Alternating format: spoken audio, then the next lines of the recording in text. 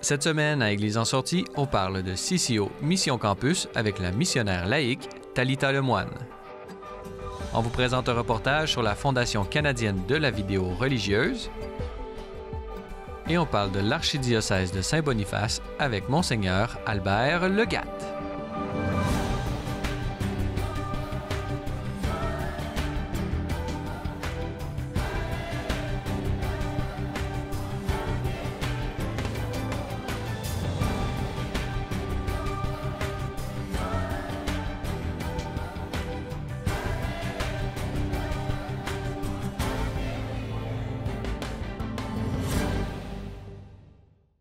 Bonjour mesdames et messieurs et bienvenue à Église en sortie. Aujourd'hui à l'émission, nous allons parler de la mission et pour en discuter, nous avons avec nous en studio Talitha Lemoine. Bonjour. Bonjour. Talitha Lemoine, vous êtes responsable de CCO Mission Campus, ici même à Montréal, à l'Université Concordia. CCO Mission Campus, c'est diminutif pour Catholic Christian Outreach. Est-ce que vous pouvez nous parler un peu de l'histoire de ce mouvement là, qui est vraiment partout au Canada, mais qui est quand même assez récent? Parlez-nous un peu de l'histoire de ce mouvement CCO Mission Campus. Oui, alors CCO Mission Campus a commencé en Saskatchewan en 88. Alors, on célèbre notre 31e anniversaire cette année. Félicitations. Et puis, merci, on célèbre ça. Et puis, ça a été fondé par André et Angèle Régnier, un jeune couple à l'époque. Et puis, c'est venu d'un besoin pour avoir une place dans l'Église catholique pour les jeunes, où ils ont la chance de rencontrer la personne de Jésus et de répondre à son invitation d'être en relation avec lui. Et ce mouvement, vraiment, c'est un mouvement missionnaire qui, comme vous l'avez mentionné, est vraiment particulièrement dédié à la jeunesse qui se trouve souvent dans les universités. Alors, c'est pour ça que vous êtes vraiment un peu partout. Parlez-nous un peu là, de la mission de CCO. Comment ça s'incarne un peu là, sur le terrain? Oui, on est dans 16 universités à travers le Canada, puis on travaille dans des équipes de 3 à 4 personnes. Ici à Montréal, on est 4 missionnaires à temps plein à l'Université de Concordia. On travaille avec les étudiants, avec l'Association étudiante catholique. Et puis, alors, on est là pour leur donner la chance d'entendre le message de l'Évangile, d'entendre le message de l'Église, que Dieu les aime, qu'il les invite à une relation avec lui. Et puis, qu'il les invite, une fois qu'ils ont rencontré Dieu d'une manière personnelle, qu'on les invite à ensuite le partager avec leurs amis, puis être capable de témoigner de leur foi. Alors, nous... Vous êtes combien de missionnaires un peu partout au Canada? Oui, on est environ une centaine de missionnaires. Ouais. Vraiment tous des jeunes comme vous, vraiment dédiés à temps plein, là, vraiment à l'évangélisation. Comment ça se produit concrètement? Là? Comment est-ce qu'on approche les jeunes? Quels sont vos trucs pour les accrocher? C'est pas toujours facile. Comment est-ce que ça se passe un peu? Pouvez-vous nous décrire un peu là, une année typique là, pour vous? Là, comment ça se passe? Oui, au début de chaque session, on a la chance de disons, relancer notre programme. Et puis, au début de chaque session universitaire, alors au mois de septembre, début janvier, on a notre table de mission qu'on installe à l'université dans un couloir assez achalandé. Puis les jeunes viennent, puis on invite les jeunes pour les attirer. On a de la nourriture, du popcorn ou des chips ou quoi que ce soit. Et puis... L'apostolat du ventre. Oui, oui. Alors, on essaie d'avoir leur attention, puis dire comme des chips gratuites ou quoi. Les jeunes viennent, puis on les invite, ceux qui veulent, à remplir un petit questionnaire par rapport à la foi. Ça nous donne la chance d'avoir un contact avec le jeune. Et puis, il y a quelques questions un peu le fun, puis ensuite, il y a quelques questions par rapport à Dieu, telles que, selon toi, est-ce que Dieu existe? Est-ce qu'il s'intéresse à ta vie? De 1 à 5, est-ce que la foi est importante pour toi? Et puis ensuite, les jeunes qui veulent, on les invite à laisser leurs coordonnées s'ils veulent s'impliquer davantage, s'ils veulent savoir plus ce qu'on a. Puis la façon qu'on présente notre mission, c'est ça, on est sur le campus ici, mais on est sur les campus à travers le Canada. On a des projets de mission l'été pour les étudiants. On a des conférences telles que notre congrès Rise Up qui attire des centaines. Cette année, on s'entend un millier de jeunes, 1000 jeunes qui vont venir. Et puis, pour fêter la nouvelle année, oui. Parlez-nous un peu de cet événement exceptionnel, Rise Up. Qu'est-ce que c'est? Alors, Rise Up, ça se passe dans différentes villes canadiennes à tous les ans. On essaie d'alterner avec l'Ouest puis l'Est du Canada. Alors, l'an dernier, c'était à Calgary. Cette année, ça va être à Toronto. C'est toujours du 28 décembre au 1er janvier. Alors, les étudiants rentrent chez eux pour Noël, pour la fête. Puis après ce temps-là, ils viennent se joindre à nous le 28. Alors, on a des conférenciers qui sont très bons. Il y a toujours de très bonnes conférences. Il y a des temps de louanges. Il y a aussi des temps libres en après-midi pour les étudiants, pour visiter la ville, pour fraterniser avec les autres jeunes qui viennent de d'autres villes, pour apprendre à se connaître. C'est vraiment visé pour les jeunes universitaires. Puis ensuite, en soirée, on a d'autres entretiens, puis d'autres veillées. C'est vraiment un moment fort. Puis pour ça, la façon que c'est fait, Rise Up, c'est pour à la fois les étudiants, les jeunes qui ne connaissent pas Dieu, qui sont peut-être curieux ou qui ne savent pas. On les invite, mais c'est aussi pour nos leaders, nos étudiants leaders, quand ils vont là, ils voient l'Esprit Saint à l'œuvre et puis eux autres sont renouvelés comme leaders puis comme missionnaires. Puis moi, ça fait des années que je vais à Rise Up, puis tous les ans, c'est nouveau pour moi, puis tous les ans, c'est vraiment un moment fort dans l'année. Les nouveaux visages.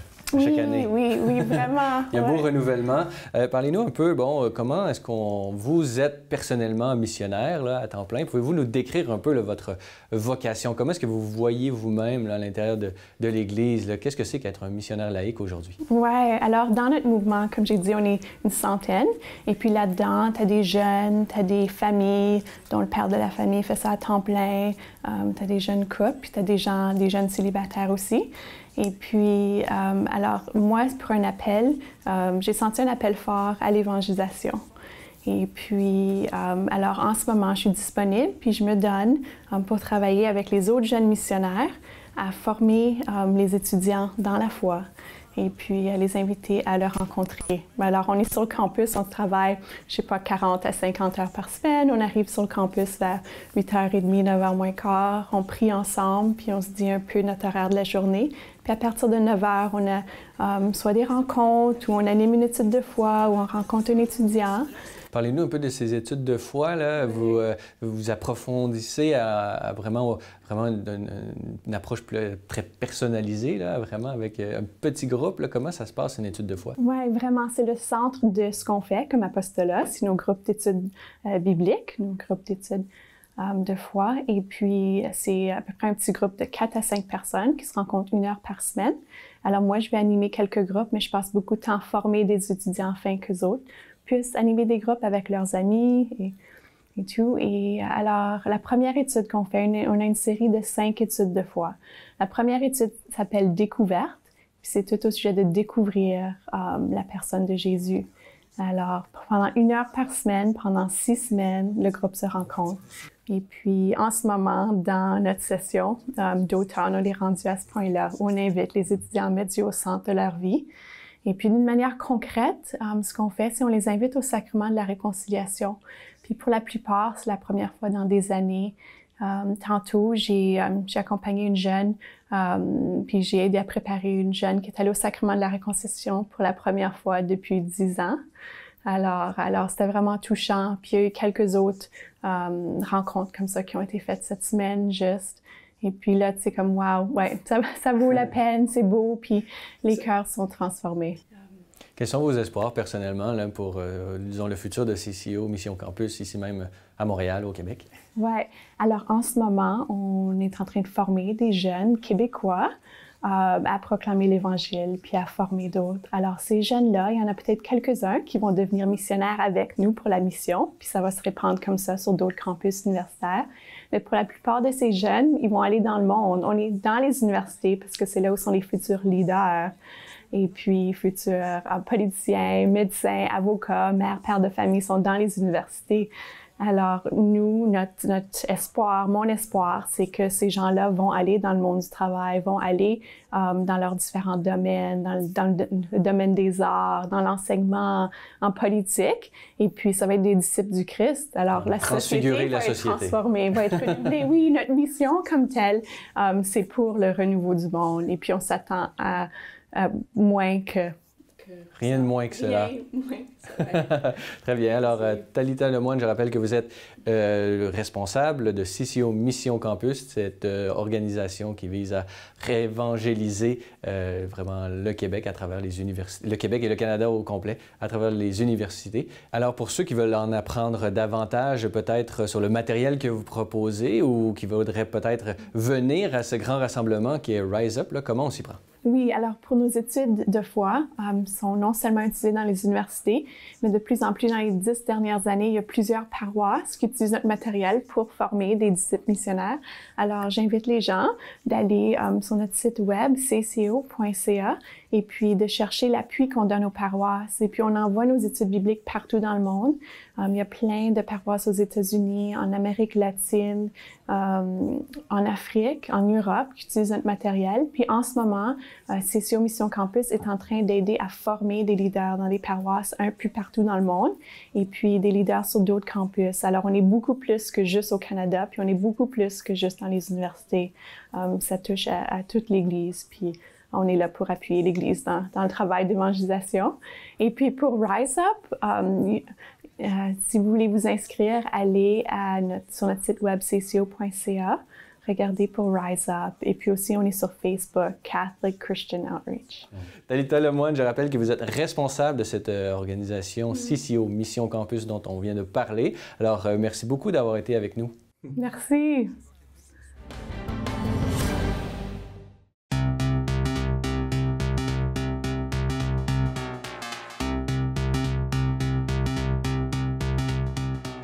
Alors, la Fondation canadienne de la vidéo religieuse a été fondée en 1989 par la Conférence des catholiques du Canada et elle vient en aide aux producteurs d'émissions de radio, de télévision, de films et je dirais même de capsules vidéo peut-être dans les nouveaux moyens de médias sociaux.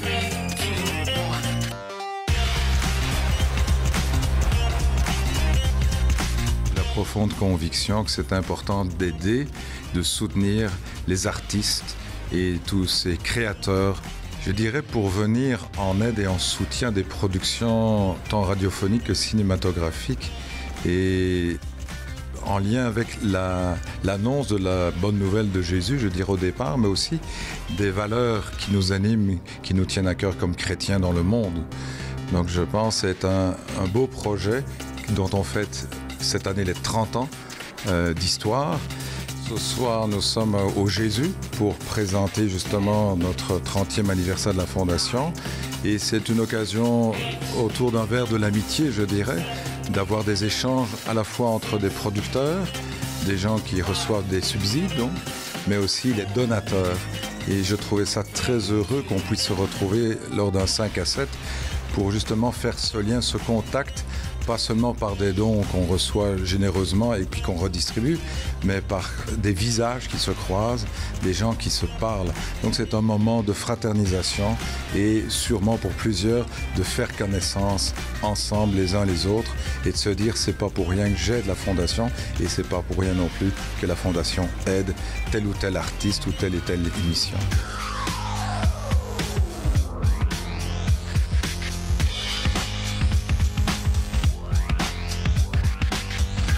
Parmi les récipiendaires qui ont reçu notre aide de la Fondation au fil des ans, je pense premièrement à la radio VM avec Foi et Turbulence, une émission animée par Mathieu Lavigne. Je pense aussi à l'émission Lumière du Monde de ECDQ TV et aussi les films faits par Annabelle Loyola, qui d'ailleurs est venue nous présenter en ce jour de célébration des 30 ans de la Fondation son dernier court-métrage Les âmes errantes. Mais elle avait aussi eu l'occasion de présenter antérieurement La folle entreprise de Jeanne Mance et Le dernier souffle. Alors ça, c'est quelques-unes des émissions, des films que nous soutenons au fil des années et j'espère beaucoup d'autres aussi.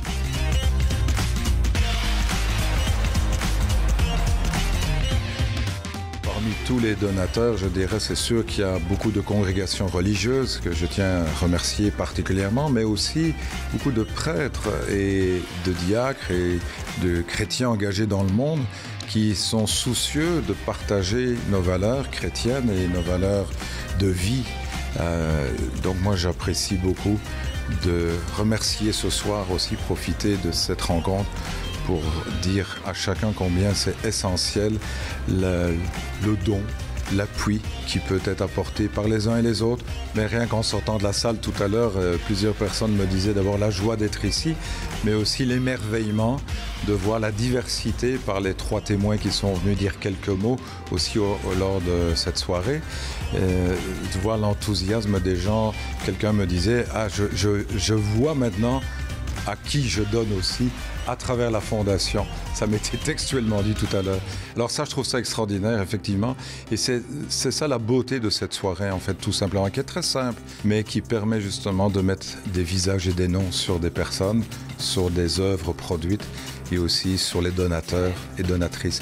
Parce que du côté des producteurs, quelqu'un me disait aussi un grand merci ce soir de voir combien vous n'êtes pas seul pour nous soutenir et combien c'était apprécié d'être soutenu par cette fondation canadienne de la vidéo religieuse.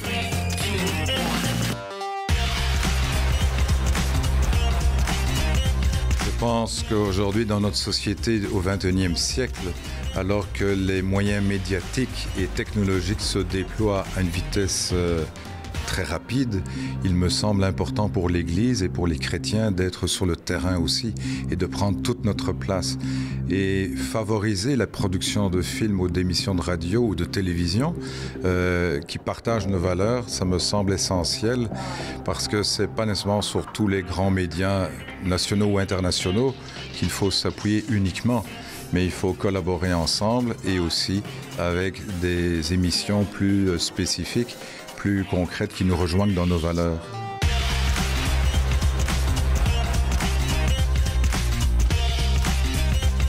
Je souhaite d'abord que la Fondation continue son œuvre de soutien. La deuxième chose qui me préoccupe, c'est notre place justement dans la société, dans le monde d'aujourd'hui. Et j'encourage toutes les personnes, ce soit dans les diocèses, ce soit dans les paroisses, ce soit dans les milieux culturels, oser produire des documentaires, oser produire des émissions qui donnent sens à la vie, qui sont des soutiens, qui donnent l'espérance à la famille humaine. On est une société qui a besoin d'espérance, besoin de la tendresse de Dieu. Et je souhaite ardemment que nous puissions, dans les 10 ans, 15 ans, 20 ans qui viennent, continuer à souligner les bienfaits de notre fondation et même fêter ensemble ces anniversaires-là.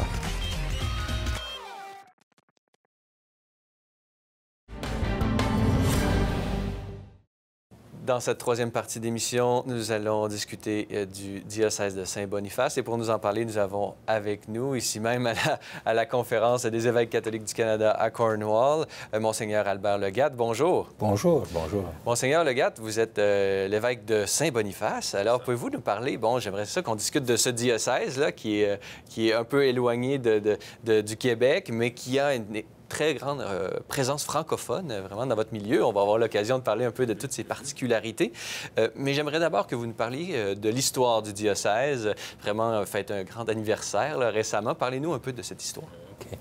Alors oui, l'année passée, en 2018, on a célébré le 200e anniversaire de l'arrivée de 3 missionnaires, 2 prêtres et un séminariste, envoyé par l'archevêque de Québec à ce temps-là, à la demande des Métis, les familles métisses de la Rivière-Rouge, et à la demande du gouverneur Lord Selkirk.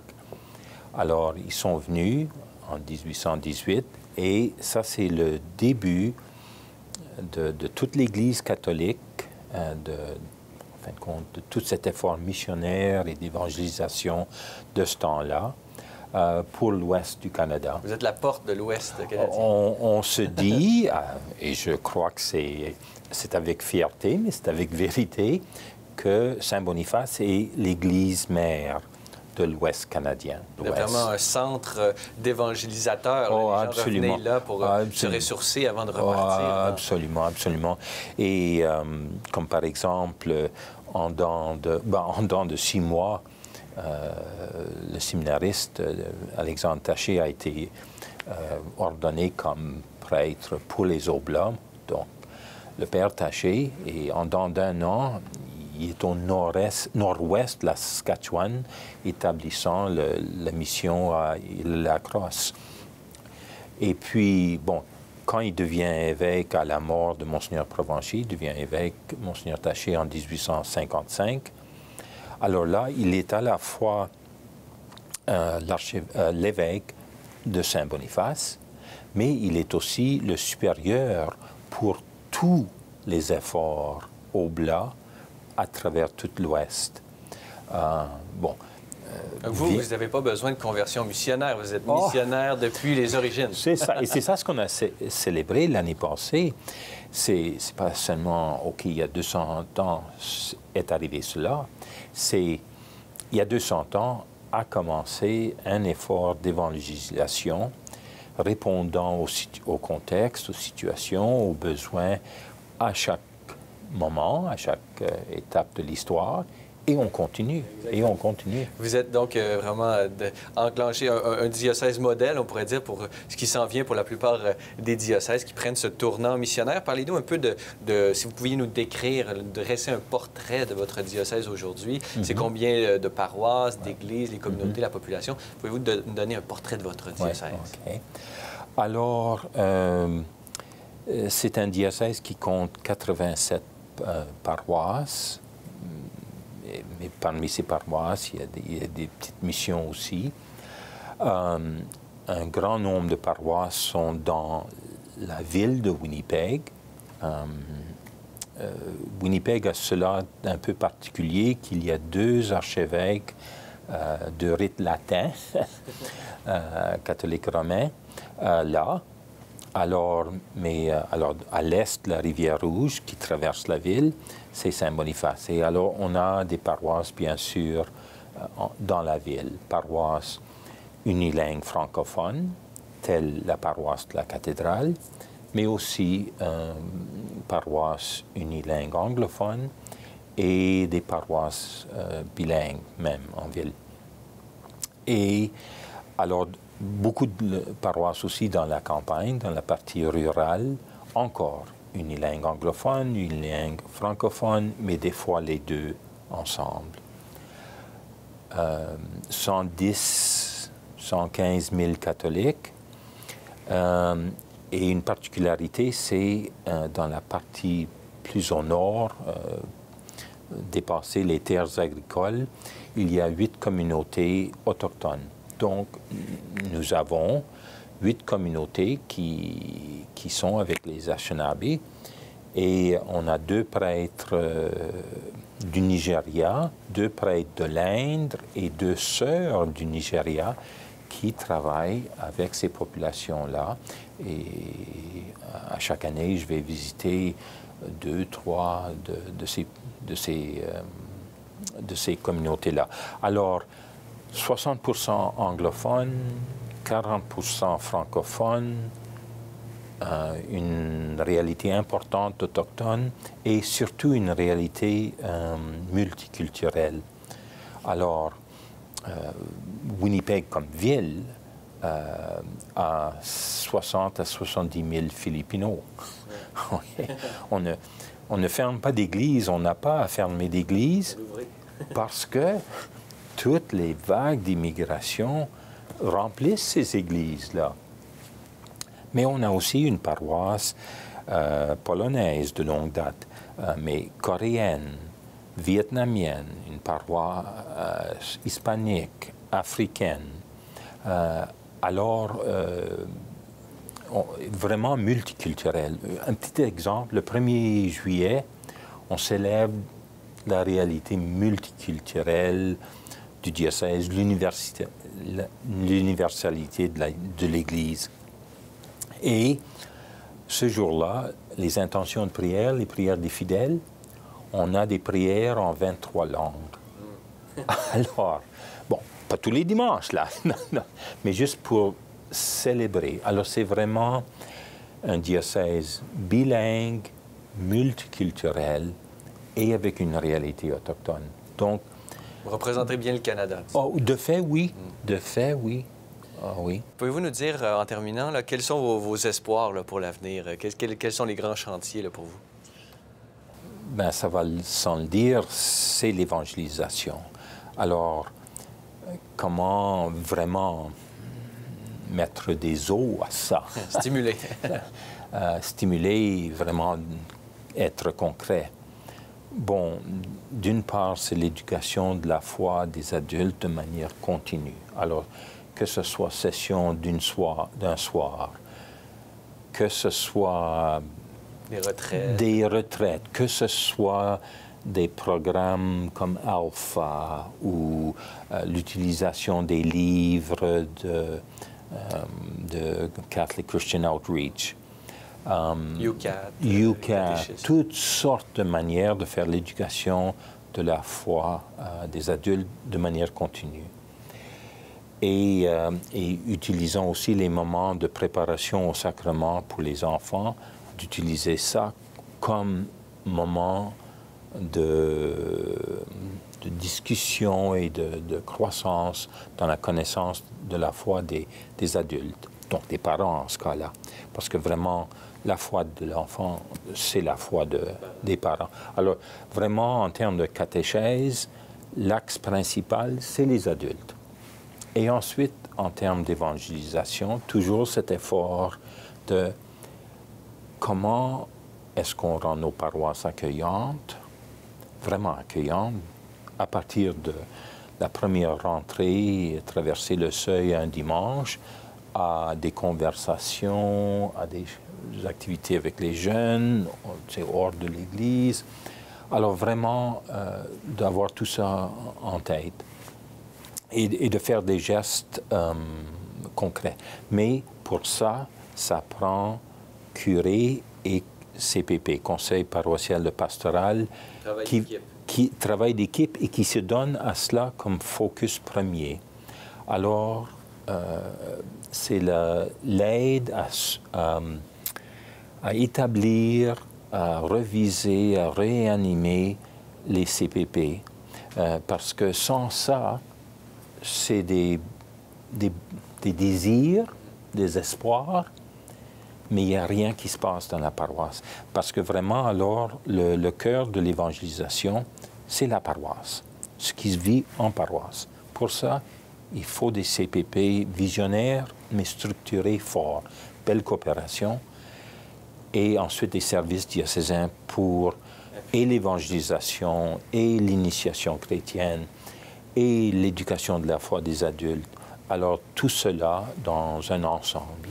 Donc, une paroisse bien enracinée dans l'Évangile et vraiment dans cette formation continue, c'est le secret, d'une certaine façon, pour une évangélisation efficace. C'est ce qu'on vous souhaite, Monseigneur Albert Legatte, évêque de Saint-Boniface. Alors, merci beaucoup d'avoir été avec nous aujourd'hui.